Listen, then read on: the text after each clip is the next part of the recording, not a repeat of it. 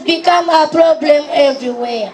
For the urban dwellers and those in villages, everywhere you go, open defecation in bushes, buvelas, and along the way. Sewerage is poorly disposed. Oh, what a mess. We know that sustainability is a big issue. It's great to invest in capital connections, but at the same time to maintain that and ensure that the water facilities are sustainable and functioning, that the toilets are being used, and the behavior change or hygiene practices are sustained is a big challenge. We really need to work together on that. We are very pleased to know that there is a strategic sector investment plan. Again, one of the few countries where we really see this kind of concerted effort. But at the same time, there are some challenges with actually ensuring that the finances are allocated and right up to the lowest level and utilized well so that we can really have sustainable outcomes.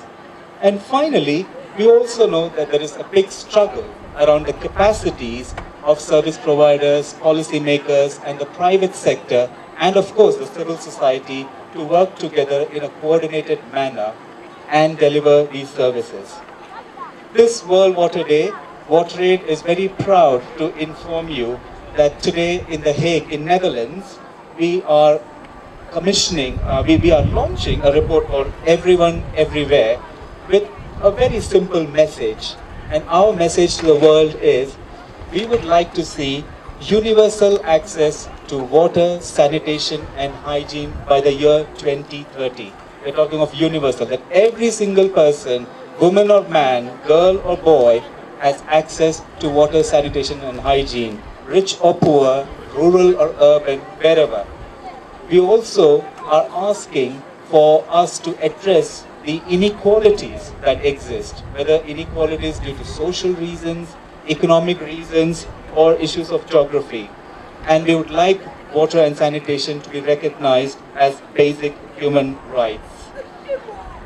Looking at the gathering here, looking at the commitment from the government, from public institutions, from local offices, from schools, children's and local community, I'm sure that Uganda will once again lead the way and show us on how these solutions can be achieved in a manner that is equitable and sustainable.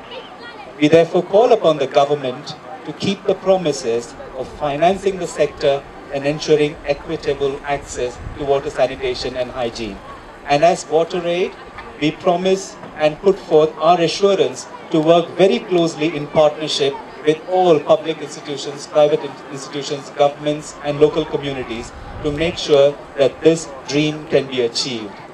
No child must die because of diarrhea just because he or she doesn't have access to safe water and sanitation.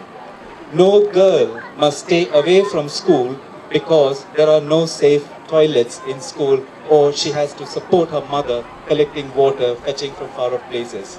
No woman must suffer the indignity of not finding a safe place to go to the toilet and having to go to the bushes, which is a deep embarrassment for her in terms of dignity, but also her safety and security. And no Ugandan must suffer because there is no water, sanitation and hygiene.